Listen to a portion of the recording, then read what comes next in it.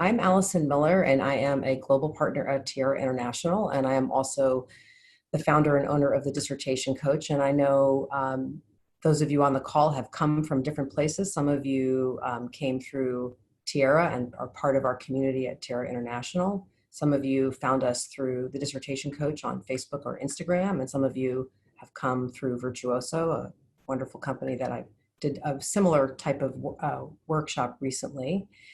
And I am really just absolutely thrilled to bring this conversation about conscious leadership to a wider group of people. And that is where the direction that I'm going to be pointing all of us in over the next hour and 15 minutes is really about what does it actually mean to be a conscious leader, and how can we move in that direction more of the time.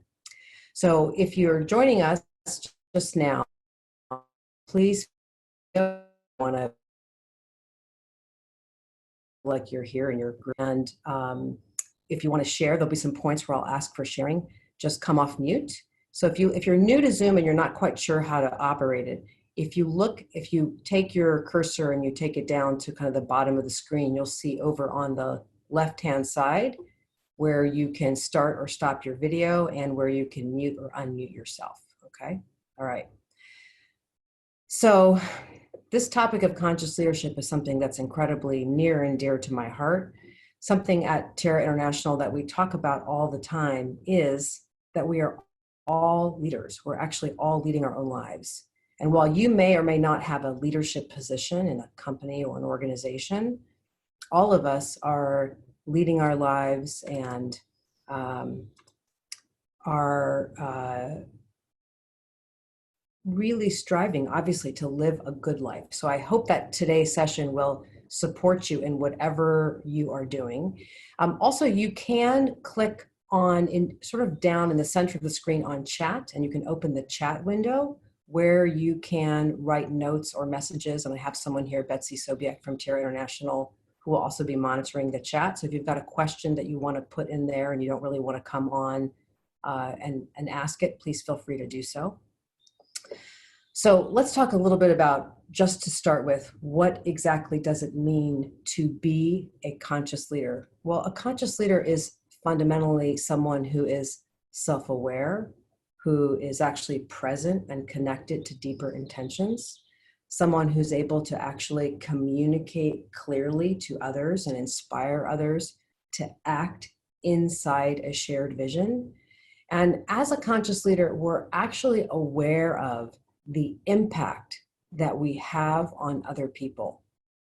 We are able to leave people better than we found them. And I think that's a key theme of today's webinar. What does it take to lead our lives consciously, where we leave people better than we found them? If you ever watch a boat move through the water on a lake, you'll notice that it leaves a wake behind it. And oftentimes in life, as we're moving through our day, we're not actually conscious of the wake that we leave behind us. And so today's an opportunity for all of us to become more aware of that. So I'd like to actually open this by asking you all to I'm going to talk a little bit about leadership in a way where I'd like you to actually close your eyes if you're able to, if you're not in the car. If you're in a situation where you can kind of close your eyes and go a little bit inward into yourself as we think about what does it mean to be a conscious leader. So I'm going to give you, you'll see I am the queen of metaphors. I always use metaphors and I think they're really powerful. So I'd like you just either lower your gaze or close your eyes if you can, and imagine yourself right now driving a car. And think about what it's like in that moment when it comes time to merge onto a highway. When you merge on a highway, you don't have any say about what cars are already coming down the road, but you do have a say about how you manage yourself, right, in your car so that you can safely merge and get where you need to go. So in life, there is a natural unfolding of events like cars coming down the highway. Some of what happens we like, some of it we don't. And while we cannot control the natural unfolding of life, we can retain power to respond to it in a conscious and wise way. So we are constantly, as we move through our day, we're merging with all kinds of situations. After you leave this call, you will have many moments of merging. And a key, really the heart of conscious leadership, is about recognizing that you have choices about how you respond to the natural unfolding of life. So imagine as you move through your day, as you lead your life, that you actually have the presence of mind to consciously choose how you respond to whatever is arising in the natural unfolding. Almost as if time were to slow down and you could see the cars coming down the highway with great clarity, where you stayed calm and connected to yourself, consciously choosing how you respond. You meet that moment of merging tethered to deeper intentions that guide and inform your leadership. Now, no one that I know, definitely not me, can do this all the time. And that's not really the point. It doesn't actually matter. But just right now in your mind's eye, I'd like you to imagine, what if you, from one moment to the next, had more awareness of what was happening? You were able to consciously choose how you responded, move through your day more of the time. What would be possible for you in your life in terms of what you were able to accomplish, how you related and connected with other people? What would be the impact on the people around you, where you work, in your family, in your communities? Yeah, come on in. Yeah. I don't think they can hear me. Oops. Oh, sorry. I thought someone was coming in to talk. Just think about what would be possible for you. This call right now. What would be possible for humanity or for our planet? Okay.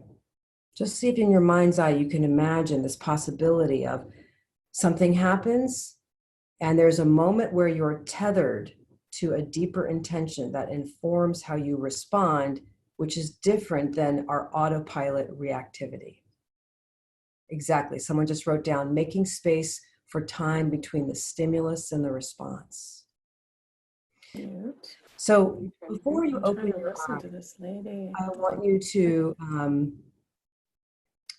just slowly come out. So one of the key little tweaks we can make for conscious leadership is to recognize that a lot of times what moves us into unconsciousness is we move through our day with abruptly. We make transitions in an abrupt way.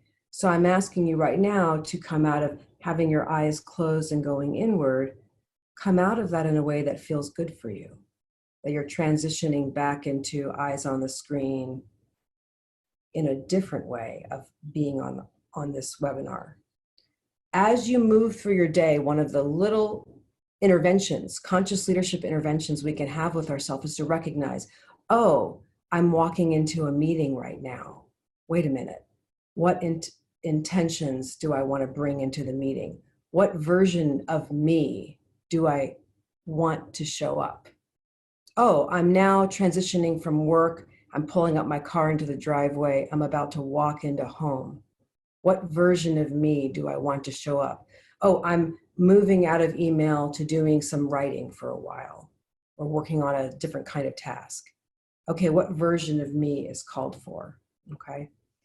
So you can think about your leadership a little bit like you're dropping a rock in the pond. As you move through your day, right, you take different actions, you interact with people, you do different things. You're dropping rocks in the pond that ripple out like an energy through the water.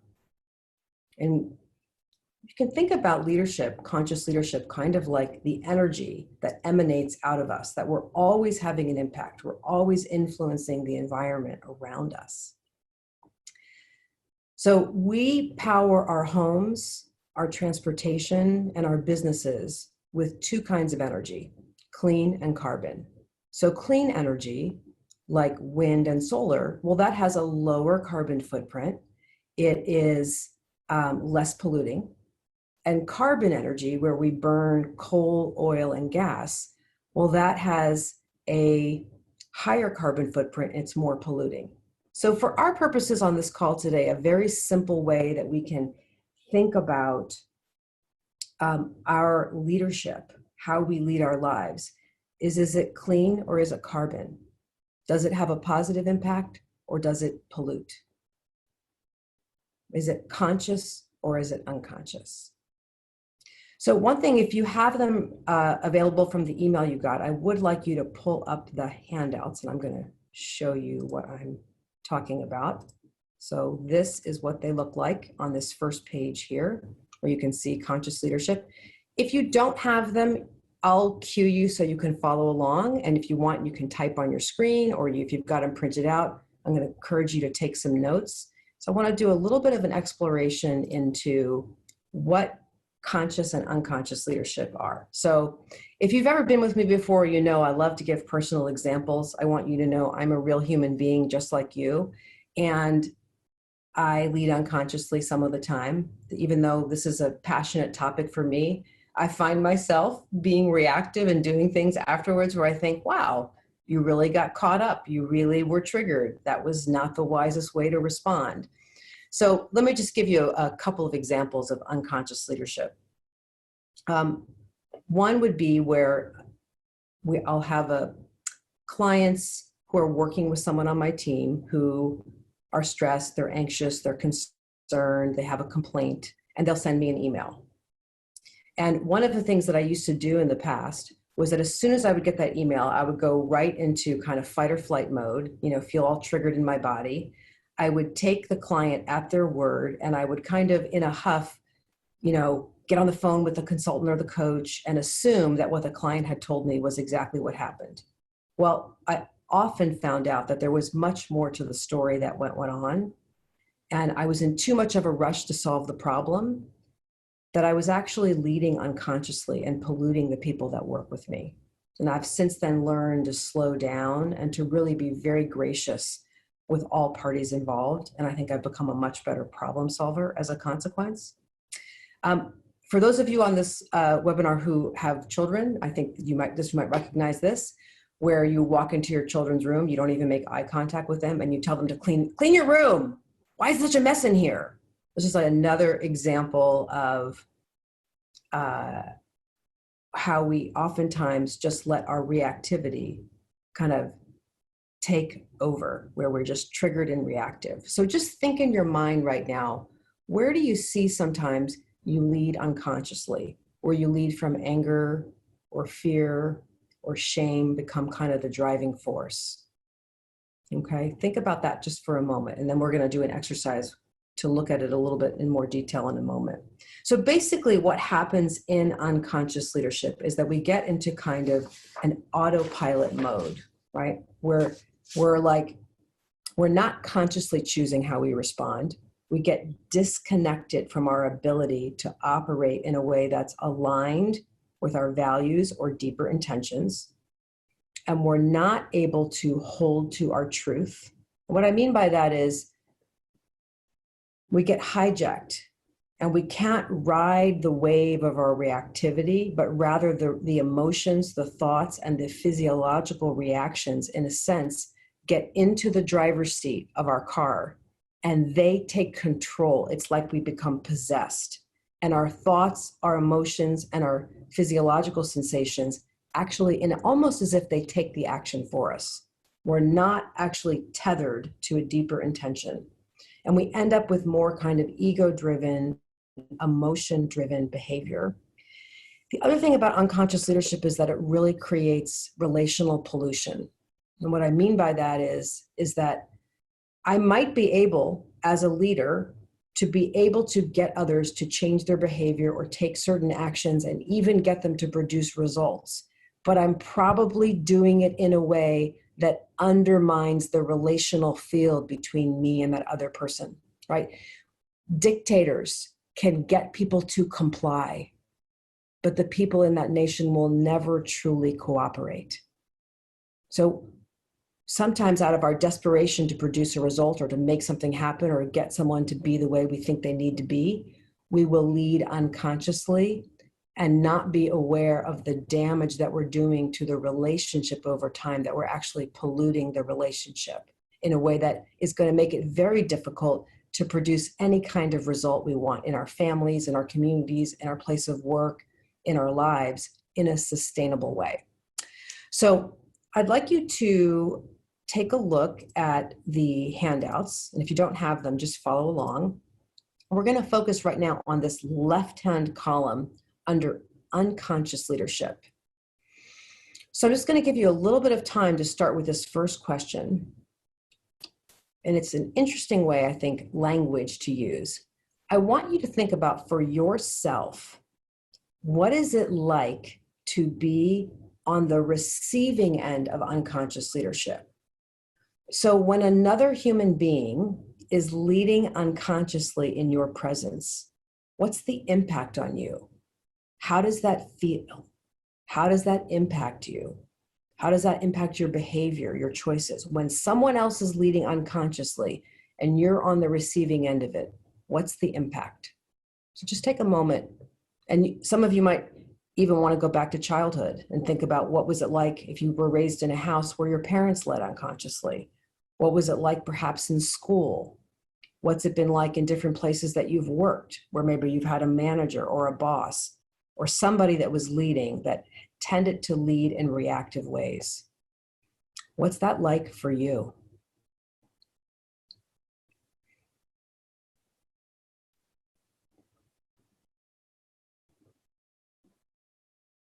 Just jot down a few thoughts about that.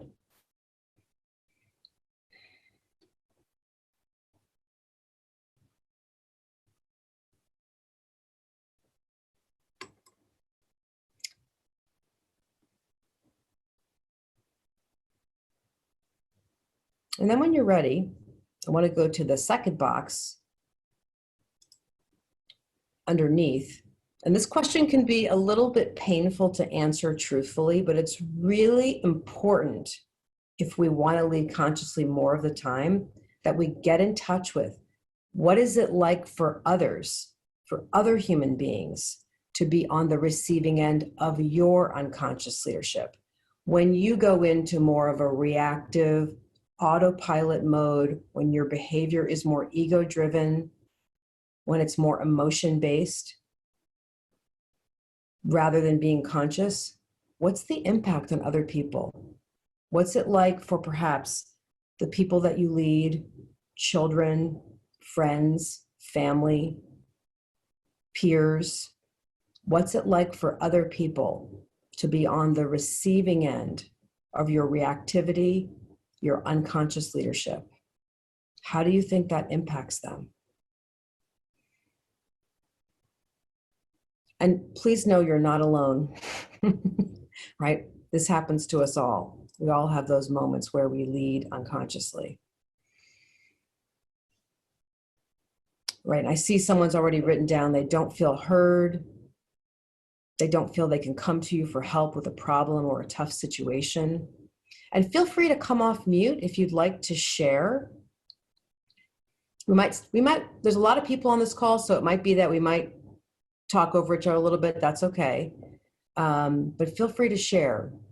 What do you think it's like what's it been either like for you to be on the receiving end of unconscious leadership, or what's it like for other people to be on the receiving end of your unconscious leadership? If you like, you can write in the chat, or feel free to come off mute and share. I'm off mute, but I think sometimes it can lead to people going around you, you being out of the loop because you're not a safe place, or people sort of going to other members of the team that maybe aren't the leader. And so you can often get left out of the loop. I felt myself in the past like being not really understanding what's going on because I wasn't the leader or the safe place they needed me to be. And so your whole team sort of starts operating in a very misaligned way. Mm. Rachel, that's a really brilliant insight, is that the unconscious leadership can actually fundamentally undermine your capacity to lead. Yeah. Yeah, really, that's a great insight. Thank you. Um, Anyone else? yeah, I don't, can you hear me? Yeah, Catherine, maybe just speak up a little bit. Okay. I think it also makes you feel undervalued. And sometimes as a leader, if I feel undervalued, I don't feel like I can come from a place of leadership. And then similarly, I know it then makes my team feel undervalued. So I think unconsciously, then I even pass it along. And so I think to kind of Rachel's point, not only does it undermine me, but then I self-sabotage to some extent because I feel undervalued. And then therefore I undervalue myself. Yeah, yeah, absolutely. Yeah, I can completely understand that.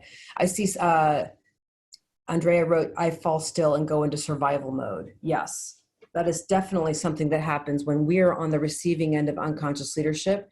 Do you know what it does? It's like a virus that spreads, where when other people are being unconscious, then sometimes we will go into survival mode, and now we're moving into unconsciousness. And if we really want to work together toward a common purpose, unconscious leadership really undermines that, because now people are surviving and walking on eggshells around each other instead of kind of coordinating their action together and working in harmony with one another.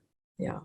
I think it can also undermine your own confidence in yourself as a leader. Like, you know, Mhm. you're a good leader, you know, you have areas of growth, and all of a sudden you're like, wow, maybe I'm not really cut out for this, or Yeah.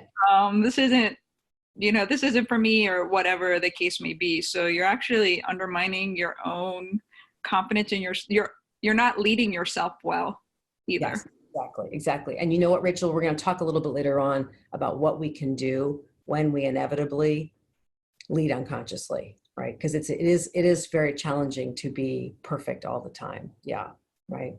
Okay, great. Thank you so much. And I see someone else wrote, challenge one's self-efficacy beliefs. Could not agree more. All right, so let's switch gears and kind of shake off some of that awareness around our unconscious leadership. But I think we all know when we see it, we recognize it. It's really important that we recognize it with compassion. We'll talk more about in a little bit. Let me tell you a quick little example of that happened to me where I was shocked and surprised by my capacity to lead consciously. So last summer, about 6 weeks before my daughter, who was 18 at the time, was set to leave to move to Iowa and go to college, I was in the kitchen and she came into the kitchen and she said, "Hey, Mom, I've been thinking." Okay, now when your 18-year-old says, "I've been thinking," in a serious tone, I immediately went into a little bit of like a shock inside my body of like, uh-oh, what's happening? Because I knew she had already been nervous about leaving and moving away from us because we live in Los Angeles. And she said, Mom, I've been thinking, I'm doing really well at work. And what if I just delayed a year and stayed home and worked and maybe took a couple classes? And so I've got like alarm bells going off in myself. Like, what are you talking about? We've already paid the tuition. The train has left the station. Like, what's happening here? And I could feel the unconscious leadership coming right up to like right here, like words starting to form. I could feel the default unconscious patterning in me of what are you talking about? We've already paid. You need to go to school, like getting real intense with her. And something Peg Rowe, another one of our global partners, taught me that I always think about, which is there are those moments in life where there's a grand invitation. I was getting a grand invitation. Was I going to drop a carbon rock in the pond and pollute? Or this was a moment for me to like take a deep breath and get conscious. And so what I thought to myself is, well, maybe I could just have empathy. And I realized, oh my goodness, my daughter's 18 years old. She's only ever lived with her family. She's moving across country. She's having second thoughts, of course. And so what I said, I put my hand over my heart and I leaned towards her and I said, "Are you having second thoughts?" And she said, "Yeah, Mom, I'm having second thoughts." And then she proceeded to tell me all about her second thoughts. She talked for a few minutes. And then at some point she said, "You know what, Mom, if I stay here, I think I'm going to be so annoyed and irritated and upset with myself for having missed this opportunity. And I said, you know, Emma, I've known you for 18 years. I think you're right. And with that, she got up and left the kitchen.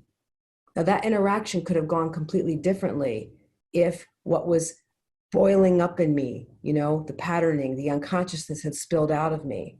But I held myself, I grabbed myself, and I had a moment where I was able to get in her world. And so that's another way, another little conscious leadership intervention. When we feel ourselves getting into a reactive state in relationship with another human being, is to get into some empathy, get into their world, get into their shoes, because that can guide you, okay? So conscious leadership is where we are connected to ourselves, to our values, to our deeper intentions, and we are awake to our power and our capacity to shape the world around us.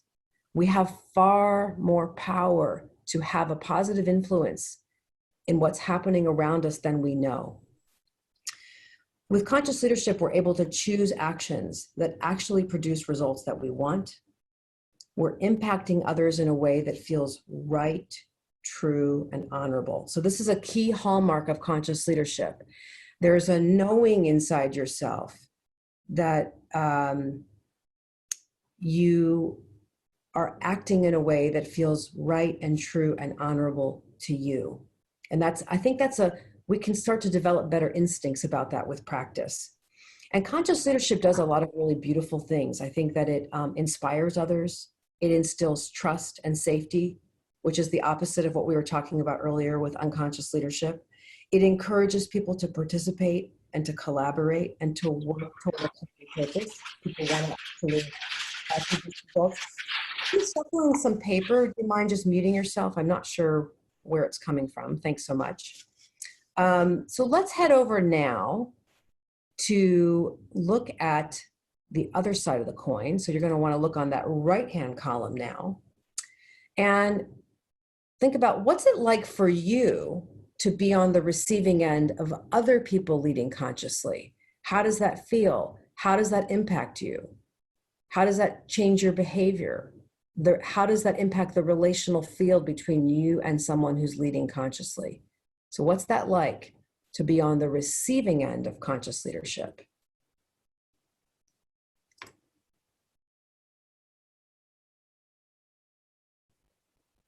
And feel free, if you want, you can write some things in the chat, write them down on a piece of paper.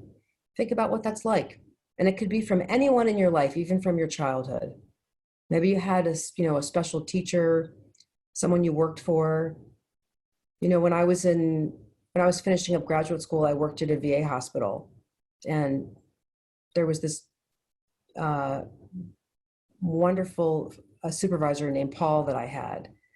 And he always, even if I messed something up, even if something that I didn't go that well, he always said, well, let's look at what worked.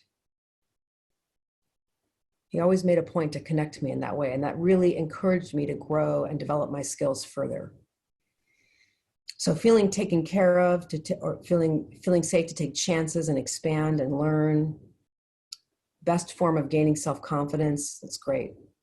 I think for me, I was also at the VA hospital with a really good supervisor, and it was a noticeable difference when I changed to a different supervisor who was unconsciously and consciously leading. I almost didn't appreciate the conscious leadership until I had contrasted it with the unconscious leadership in a very short amount of time. But it was feeling almost like work wasn't work. Yep. Wow, wonderful. Work wasn't work, right? You know, you go in and obviously you're going into work, but it felt like you were working with friends. It felt like you were enjoying what was happening, even if things were going wrong, as opposed to, is it 5 o'clock yet? Can I go home? Yes. The day can go by a lot slower or faster depending on how conscious the leadership is around you, for sure. Good, very good point. Someone wrote, feeling able to make my own decisions, especially within the support of the person who showed conscious leadership. That's really great. It makes a huge difference for us. And then I'd like you to think about, what do you think it's like for other people to be on the receiving end of your conscious leadership? What's the impact that you have on others when you lead consciously, right? So when you, for example, let's say you lead a business where people have sales and and you thank them. You go out of their way. One of the things that we do at Tiara, we do a lot of acknowledgement of each other. And I think that is a great form of conscious leadership. So what do you think it's like for other people to be on the receiving end of you when you're leading consciously? How does that impact them? And feel free to come off mute and share or write in the chat.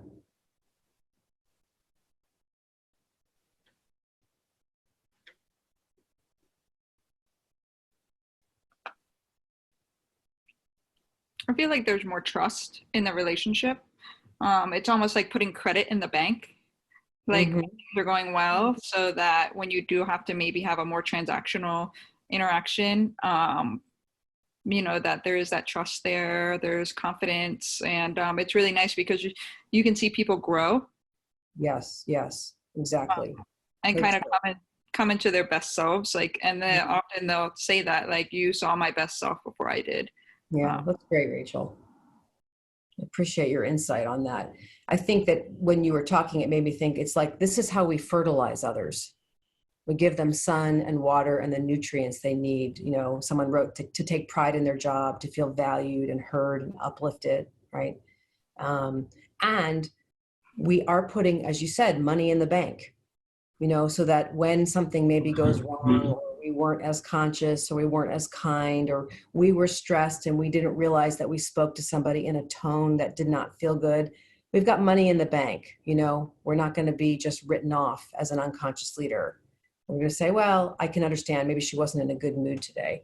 And by the way, our tone of voice is incredibly important. Oftentimes, it's really not the words that we say that matter as much as the tone and the energy with which we say it. And that can have a huge difference. You could actually say the exact same words, and they can be experienced depending on the tone and the energy by someone as kind or unkind, as hurtful or supportive, depending on how we convey it. Okay. All right.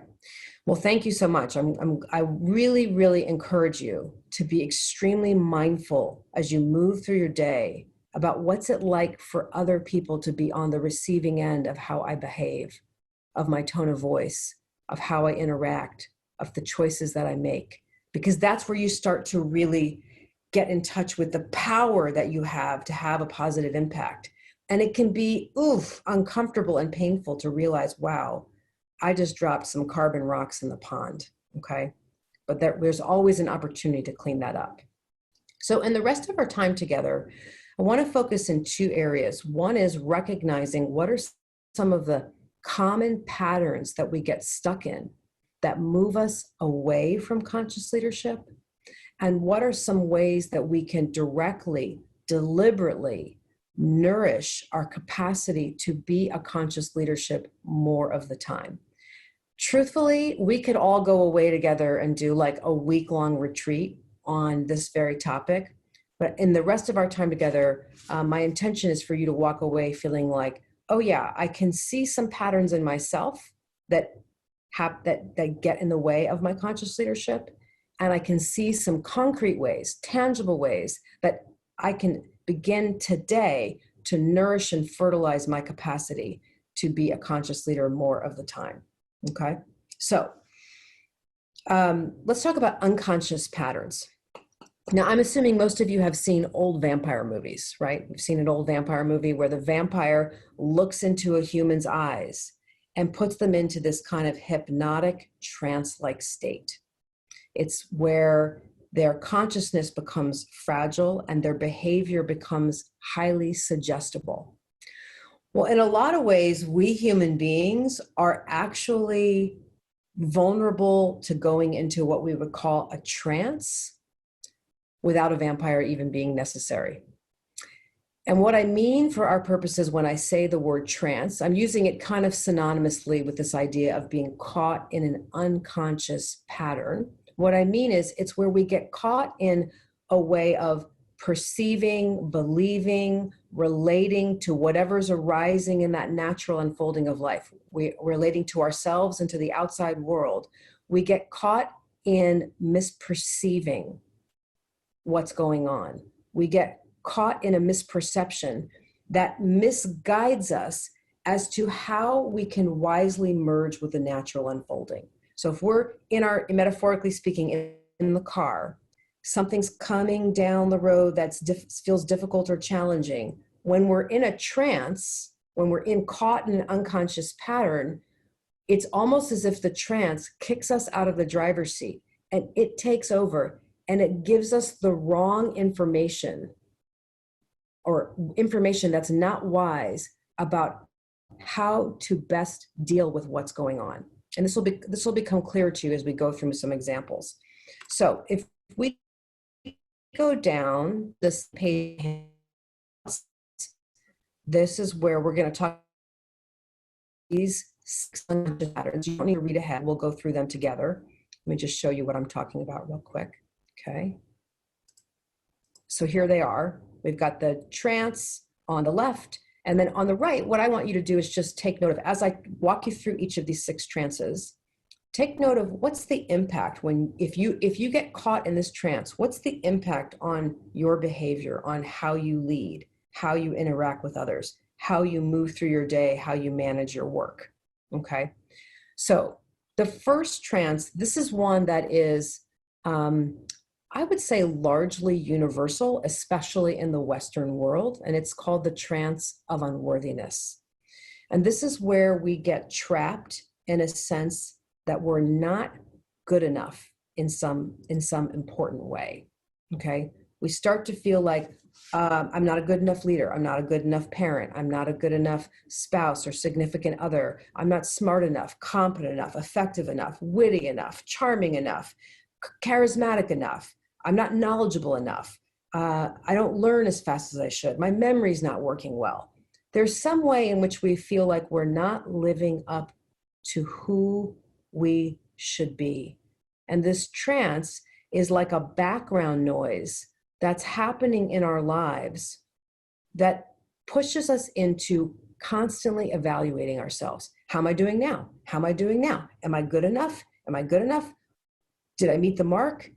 And actually, a lot of times, if there was a way in which we could have like some kind of like X-ray vision where we could see what trances people were operating in, we would often see that in a dynamic between 2 people, we actually have 2 people relating to each other through the trance of unworthiness. And you can imagine the impact that has. It can create all kinds of negative dynamics between people. So what happens in this trance is that we start to chronically assess ourselves. And when you're assessing yourself all the time, are you present?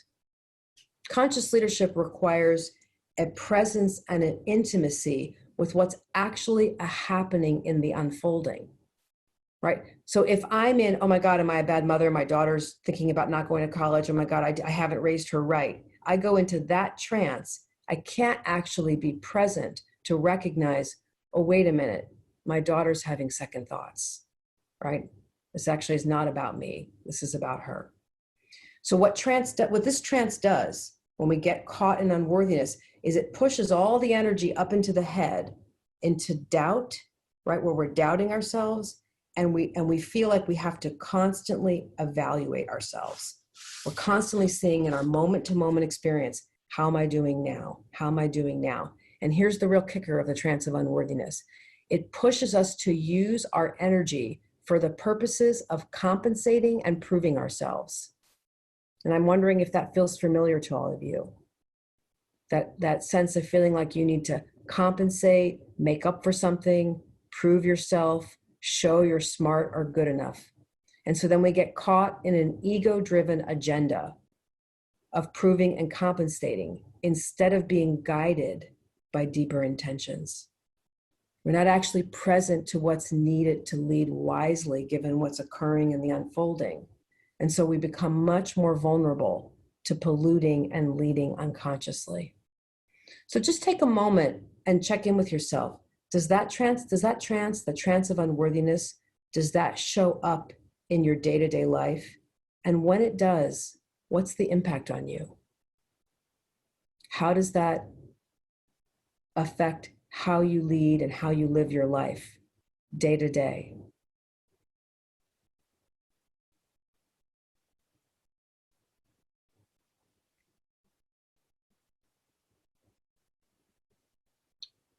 just jot that down. And let's go through all 6, and then we can take sharing from you about any of the trances you want to share, okay? The next trance, this is a really common one that we get caught in. For our purposes, I'm calling it time pressure. So this is where we believe that there isn't enough time. And I imagine many of you know what I'm talking about. What happens in this trance is that we set our internal pace based on the external events out there in the world than what would affect our well-being. So it's like there's a truck moving 100 miles an hour through our life. And we say, yeah, I'm going to hook my rig to that truck. I'll move at that speed, even though, given what we're committed to, given to the results we're trying to produce, given the action we're coordinating with a team of people, it actually is unwise to move that quickly. It's going to undermine our capacity to lead effectively. So instead of setting a pace that works for us, that supports our effectiveness, when we're caught in this trance, what happens is we go into auto drive speed mode. We get charged up, we get tensed, and we get disconnected from our intentions and how we want to lead. I imagine that most of us here have experienced when you're feeling pressured for time and someone comes and makes a request of you, and then you speak to them real tersely or angrily. I don't have time for that. I know if you are a parent, when you feel pressured, come on, get your shoes on, we got to get out the door. We get real tense and tight inside ourselves, and we're not actually able to parent in a way that we want. This is where we get really caught in feeling like there's a scarcity of time. And the interesting thing is, human beings are the only living things on earth that have this relationship to time where there's a scarcity of it. And we actually terrorize ourselves with this. There's not enough time. I've only got 24 hours a day. I've got so much to do. When we move into that kind of multitasking, frenetic mode, we're definitely in trance. No judgment, but it really, think about for yourself, when you do that, when you move into that auto drive speed mode, what is the impact on your leadership? How does that affect you? And just take a moment and jot down any observations. Karen, you wrote, this for me is about believing I don't have enough time or setting expectations with clients that are unrealistic and then not being able to meet those deadlines. Yes, when we get caught in that trance, we can definitely do that. And one of the things that happens, I think one of the cousins, so I didn't mention this trance, it's the trance of magical thinking. And that's where we believe that we can do far more work, or we should be able to accomplish far more in a given time than we can. And the trance of magical thinking actually reinforces the trance of time pressure. Yeah. Michaela, you wrote, I become more task-oriented rather than relationship-oriented. Yes, that is such a really insightful perception there. When we get into that trance of time pressure, we start to become task-oriented rather than relationship-oriented. And so then we become vulnerable to polluting the relational field. Very good, yes. Okay, the next one, this is where we start to relate to problems and breakdowns in the natural unfolding with a sense of dire urgency, okay? We start to relate to something's happening that I don't like, and I'm going to now relate to it like it's a crisis, like it's horrible, it's terrible, it's awful. And instead of working the problem, we let the problem work us. Instead of saying, I'm going to operate as if this problem has a solution, and I actually think that's a really good stance, choose to believe every problem has a solution. So what happens is when we relate to it like there's no solution, then we really scare ourselves. And we end up going into kind of catastrophizing mode, and we underestimate our capacity to rise to the occasion and figure out how to respond wisely to what's actually occurring. So think about when you get into that kind of crisis mode, you let the problem work you instead of rising up and enlarging your energy around it. I know there are some of you who are on this session who work in the travel industry. And I know right now you are dealing with something in the unfolding, the coronavirus, that's very stressful and is having a real world impact. And it is important. I'm not saying, by the way, that we don't be deliberate, that we don't respond swiftly or in a really thoughtful way to serious breakdowns and problems in the unfolding of life. But think about what happens when you move into urgent crisis mode. We get disconnected from our deeper intentions. We end up doing things. I mean, how many times have you, I'm curious if you've all done this. An email comes in, you feel very frightened by the information in the email, and you quickly write an email off with a response. And then later on you think, I really wish I'd taken a beat. I'd paused and thought about what was wise, that I'd gotten counsel, right? So Rachel, you said we don't show up as our best self. Because now why? We're in fight or flight mode, right? Or fight, flight, or freeze mode. It's impossible to lead wisely under pressure and in the face of a crisis when we're in fight or flight. Very, very difficult. Okay, now, this next trance is a natural outgrowth of being in a state of time pressure and dire urgency. So when things happen that we don't like, guess what often happens to us as human beings? We become entitled. Now, no one likes to really admit this, but we get into this sense of, well, people should do what I say they should do. Why are people doing it this way? You can hear it like, I cannot believe the service in this restaurant. It should be better. We become very entitled to other people behaving and operating and things happening the way that we think that they should. And when we get into that should energy, we actually become toxic to other people. If you ever been on the receiving end of someone else who was acting in a very entitled way, did that feel good, right?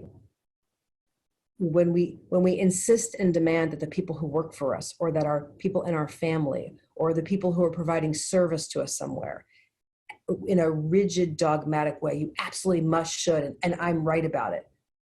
It's really hard to lead consciously. And it's that entitlement kind of squeezes out our compassion and our empathy. And when we don't have compassion and empathy, we're not able to really think wisely about how to resolve a challenge with another person, because we're right and they're wrong, okay? So think about when you get into that kind of entitlement mode, what's the impact? What happens? All right, a couple more to talk about. Now, this next one is one that really, really undermines leadership a great deal, and this is the trance of objectification. Again, this is one most of us would like to say, I don't objectify people. I never objectify people. But actually, we do. So this is where we start to relate to other people as if they are an object or a thing, okay? Where we start to relate to people in terms of their performance and the results they produce. And we dehumanize them in our mind some way, where it's about, can I get the result out of them? Are you doing what I want you to do? What happens is when we get in this trance, it strangles our empathy and we lose contact with the realities, the vulnerabilities, the struggles, and the humanity of other people. And if you've ever been on the receiving end of feeling objectified, you know it does not feel good. And I know we don't want to acknowledge this a lot of times. It's really important that we look and see. I can say for myself, when I'm under stress, when I feel time pressure, when I feel like things are really urgent, I feel attached to producing a result in a certain time frame, I can start to relate to people in terms of their performance and what they produce and get distanced from having the empathy that I want to have. The problem with this is that this trance, it's not just pollution, it's actually poison. And when people have power, lose empathy, and begin to objectify, they can do terrible things, absolutely terrible things. So we want to be on the lookout in our organizations and certainly within ourselves for where we might be getting caught in the trance of objectification. So think about it for a moment. When you start to relate to others in terms of what they can produce and their performance, and the sense of their humanity begins to diminish, what's the impact? What's the impact on you, the impact on them? Because this trance of objectification, it really blinds us to our own role in what's going on. It's about them and what they're doing or not doing. We can't see our role in what's happening. We can't see how to support others. We don't know how to resolve difficulties or improve communication because we don't see ourselves as having a role in it. Okay? And feel free to share if you like in the comments if you notice that trance, anything about that trance of objectification. And then the last one I want to talk about, this is definitely one that I see in myself. It's where I start to relate to my responsibilities as a leader as a burden instead of as an opportunity, right? As leaders, we deal with many challenges and situations that tax our nervous systems and our inner resources. So we can begin to feel resistant, burdened, or strained under the push and pull of our responsibilities. And you can hear it in language like, oh, I have to versus I get to. Why can't people just do what I ask them to do? Why can't people just do it the right way? Oh, this is never ending. I don't have time for this. I hate dealing with these issues, right? We can start to say things to people, just do this because I want you to do it this way. This is the right way to do it. Well, we're not in the world anymore. So our challenges start to feel like burdens rather than as opportunities for our own growth and expansion. Instead of seeing how we can rise to the occasion, we end up in more of a resigned state. We become less creative, less expansive, less innovative in terms of how we lead and intersect with the challenges of leadership. So, for example, I get a lot of email, a lot. And there are days where I feel like I'm drowning in email and it feels like an endless pile of needs, issues, and problems for me to deal with. And when I start relating to email as a burden, it just has such a negative impact on me, and it impacts the tone and the way that I write back to people. And it dawned on me that, wait a minute, you know what? Email didn't exist when I was born. In fact, I made it all the way through college, never having sent an email. It wasn't until I went to graduate school that I started using email. And now, I think most of us, what would we do without email? How would we move through our day? How would we run our businesses? How would we produce results in coordination with other people? It'd be really difficult. And it dawned on me that actually email is this incredible thing that allows me to run my business, produce all kinds of results, support people, acknowledge people, appreciate people. You know what? Email is an opportunity to leave people better than I found them. And that was actually how I came in contact with the idea of conscious leadership as an opportunity to leave people better than I found them. So that with every email now, I can say, wait a minute.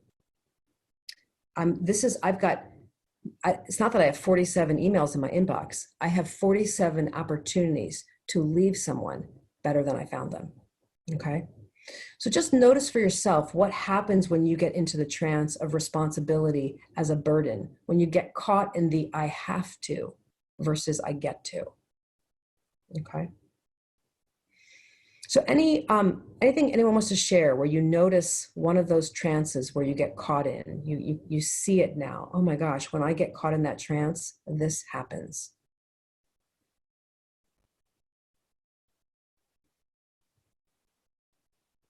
Feel free to write in the chat. Go ahead. I think for me, sometimes when I get caught in one of the trances, it's sort of like a spiral. All the other ones start to like fall into place. Exactly. Like especially the like, this is a burden. Well, then I procrastinate. Well, now I'm under time pressure. Well, now I'm objectifying people because they aren't getting things done, which means I can't. Like it just like one leads to another, leads to another, leads to another. Um, I think that's exactly right. That they often, once we get into one, we become more vulnerable for other. And I invite all of us to start paying attention and noticing there are many, many, many other trances that we get caught in. I'll give you an example of one. Believing that the way you motivate yourself is by criticizing yourself. That's a really common trance that we get caught in, right? So starting to notice whenever we feel like we're not leading consciously, we're not merging with the natural unfolding in a way where we're tethered to deeper intentions, or we're not consciously choosing, ask ourselves, what trance, what misguidance is shaping the choices that I'm making? It happens to us all, okay? All right, so in the rest of our time, let's focus on 3 different areas that we can focus on to nourish our capacity to lead consciously more of the time. The first one is awareness. So if you go to the next page, you'll see I put a place for you to write down. I want you to pick one unconscious pattern, one trance that you know negatively impacts your leadership and your ability to leave people better than you found them. And if it's even one that you thought of that I didn't say, that's completely fine to use that. Do you feel like the trance of unworthiness is having a real negative impact on you, of time pressure, of dire urgency, of entitlement, objectification, or responsibility as a burden? And if you want, you can write down more than one. Okay, so awareness, what does that mean? Well, we actually need to be aware of trance. We need to recognize, oh, wait a minute, I think I'm in trance. That's always the secret. Now, I'm talking about a particular quality of awareness. I'm talking about gentle, loving, oh, I think I'm in trance, versus, oh, you're in trance again. What's wrong with you? I can't believe it. Get your act together, right? You can feel that one is actually just going to deepen your trance and one may support you to come out of it. Right? I have yet to meet anyone who's really able to lead their life consciously on an ongoing basis and that is able to do that by being hard on themselves and criticizing themselves. So the first step is we just want to gently catch ourselves in trance. It doesn't matter if you catch yourself during it, 3 weeks after it happened.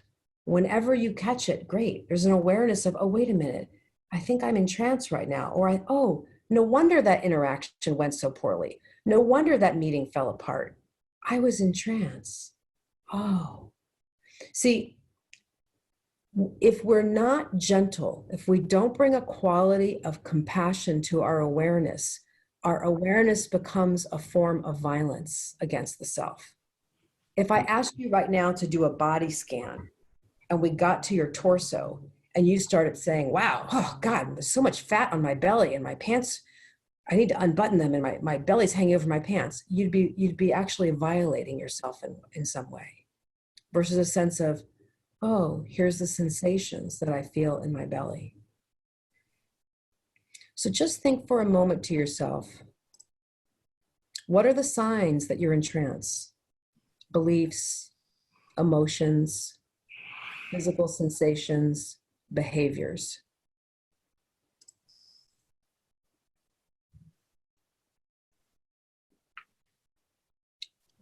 Feel free to write in the chat or share, what are some of the signs that you're in trance? For me, multitasking. If I'm multitasking, I'm in trance. No doubt. Distractions. Quick to move to something else. I get frustrated and upset. Like Frustrated and upset.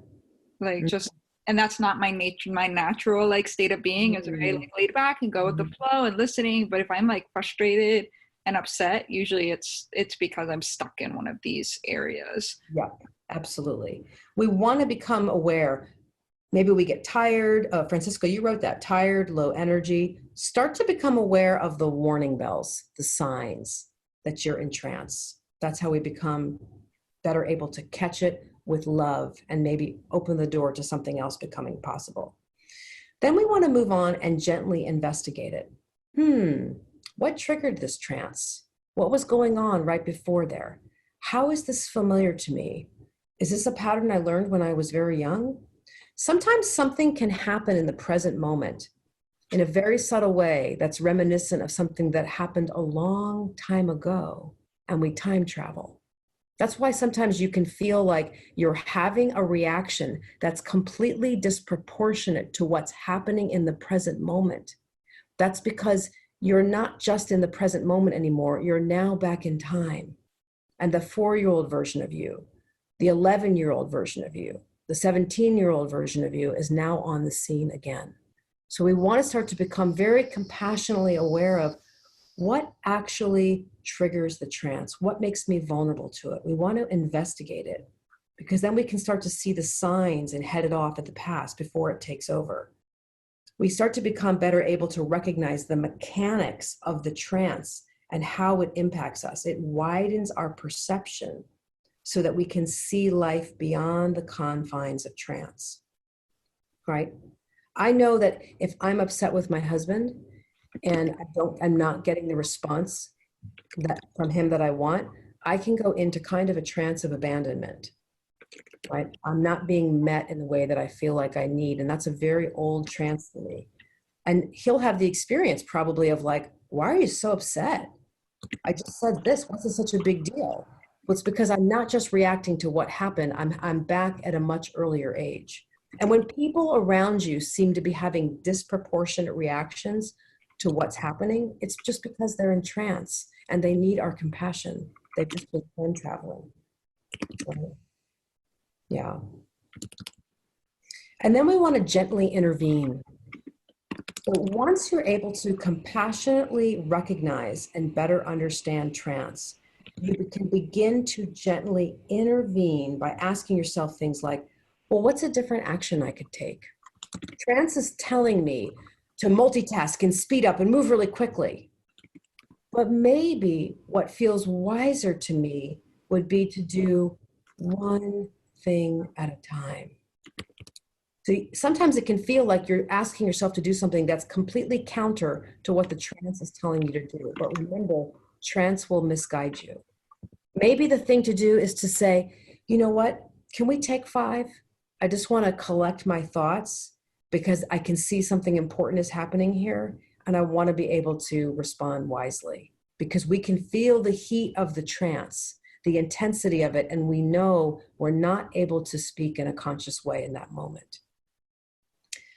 Maybe we need to apologize, by the way. Okay, so when you inevitably lead unconsciously, when you inevitably make a mess out there, I really encourage you to clean it up, okay?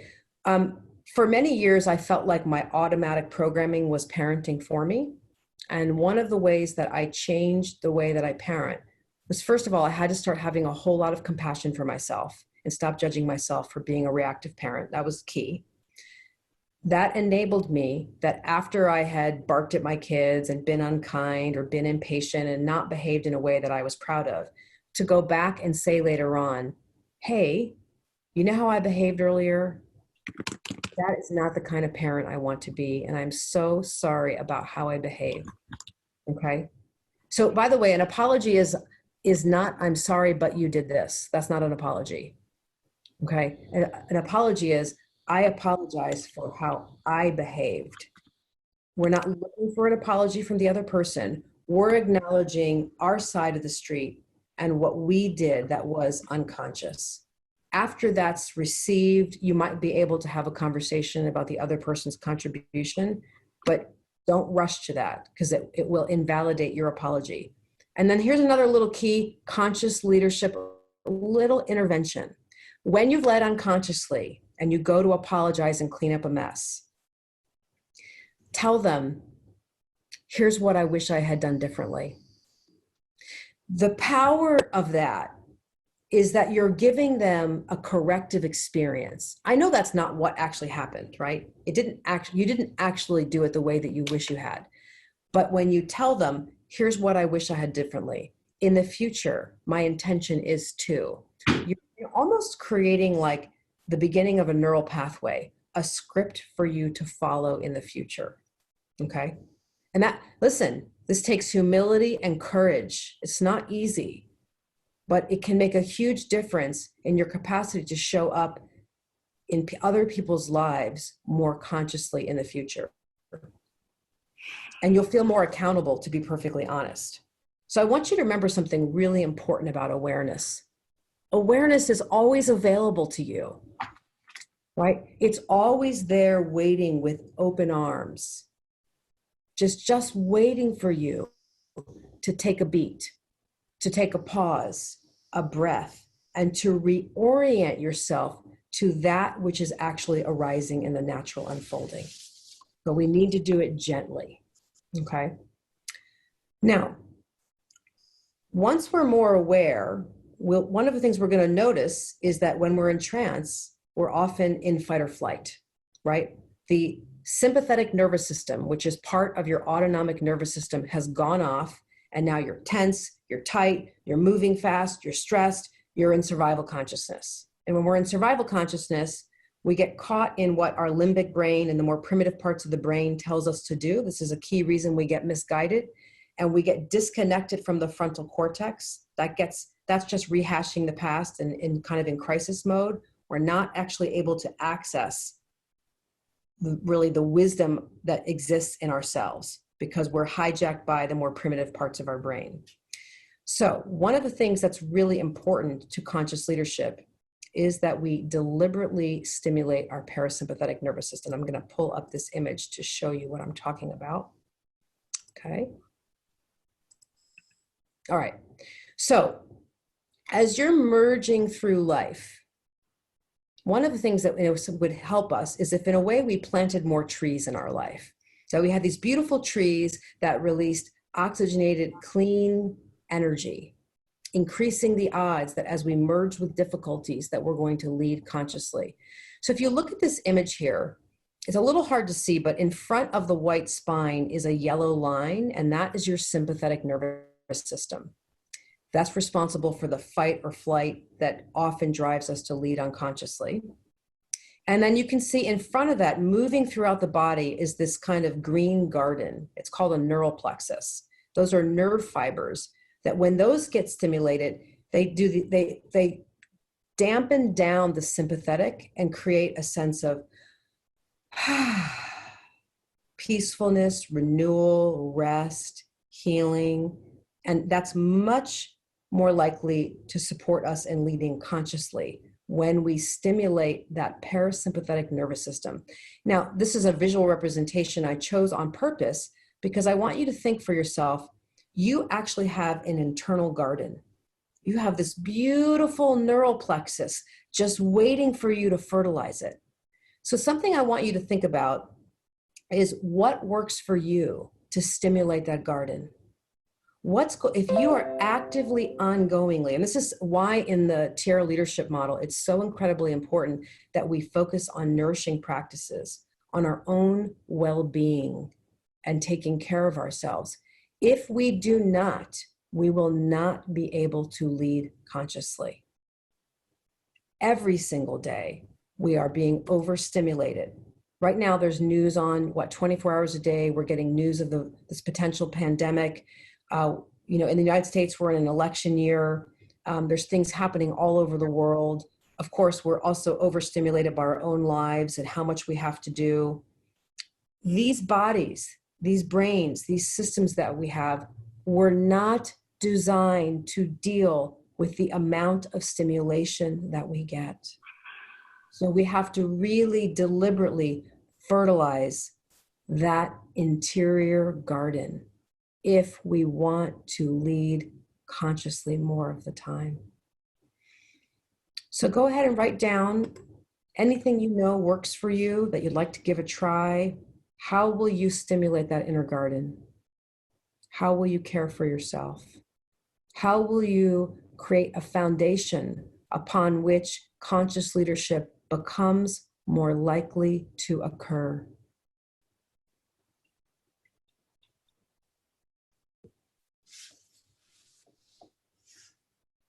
Okay, and we have a few minutes left, so I'm going to focus on this last page, which is about our deeper intentions. And remember, I talked earlier about how important it is that conscious leadership is essentially that as we merge with the natural unfolding of life, whatever is occurring, that we stay tethered to deeper intentions that guide and inform our leadership. So this is a little bit morose, but I would like you to imagine that the people in your life are coming together because you've passed on, and they're going to write your eulogy. This could be people in an organization where you work.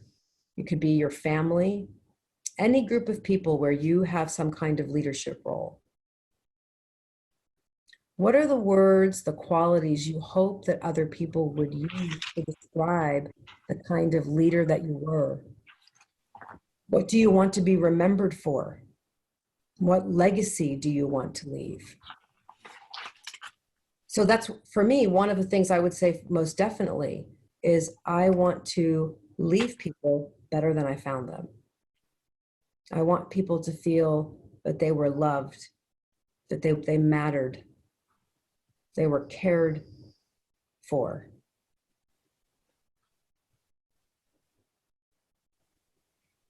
That I was present with them. So what are some of the words that come to your mind?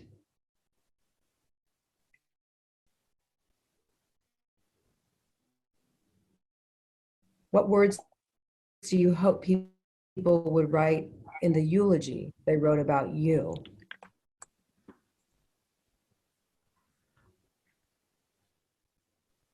And capture as many as you can.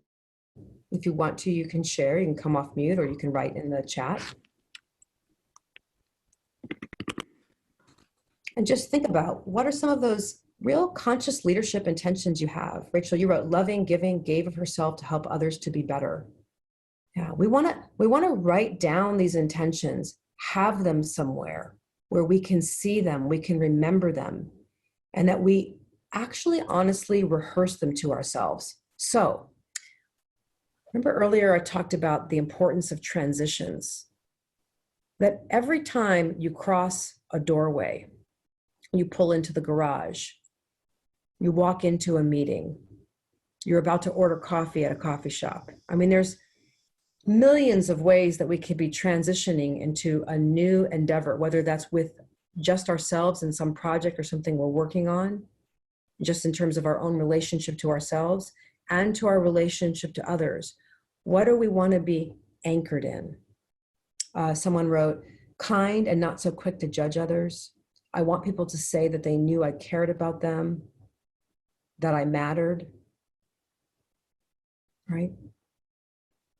Think about, as you move through your day, staying connected to those deeper intentions. Let them inform you, like wisdom that comes in and populates. Now, you know when you're on the computer and you go to open a program and it takes a long time to load, versus the programs that when you click on them, they populate immediately? Unconscious leadership is like a program that populates immediately. Something happens in the arising that we find difficult or stressful. Unconscious leadership loads like that. Boom, you're in unconscious leadership mode. You don't have to say to yourself, you know what? I think I'll lead unconsciously. It chooses for you. Trance just shows up and takes possession of us. Conscious leadership is a slower populating program. That's why when we know what our deeper intentions are, we can say, wait a minute, I'm in the moment of a grand invitation. Something's happening in the unfolding. I can feel myself tightening, tensing, getting stressed. Wait a minute. What words do I want? What intentions do I want to guide me? Let me hold on. Let me slow down. Right.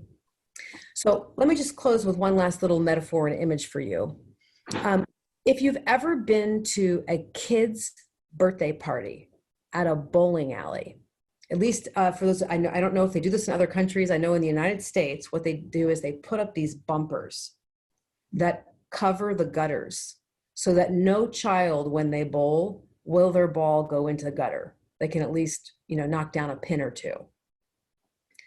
Well, everything that we've talked about here in terms of how we nourish our capacity to lead consciously, if that's being compassionately aware of trance, noticing our patterns, and gently intervening to move ourselves in another direction, fertilizing that internal garden of the parasympathetic nervous system, really soothing and nourishing the nervous system, or staying anchored and connected to deeper intentions. Those things act like bumpers that are going to keep your leadership out of the gutter and greatly increase the odds that when something's going on, when you're facing the normal day-to-day challenges, or sometimes an enormous challenge that you never expected, some voice in you speaks to you that says, hey, over here, let's be guided by something from deep within rather than whatever trance happens to show up and populate immediately. And I just want to close by reminding all of you that you have far more power to be influential in a positive way than you know. And one of the ways that I hope that you'll consider is to join us in our Tierra Resource Circle, which is a monthly membership that you can join. And we'll send you information afterwards about where you can be a part of this community and have access to calls like this, to a monthly Tierra Resource Circle coaching call where you can be a part of a group and actually work through something that's going on in your life in the context of a set of some kind of Tierra tool, and have a vibrant community to talk about these kinds of things with, and to really support yourself to lead in a true way, in a conscious way, more of the time. All right, well, thank you so much. I appreciate every single one of you who took the time today to be here with us, and we welcome your feedback. I will certainly do another leadership intensive on this topic, and we will invite you to participate in that as well. All right, thank you so much.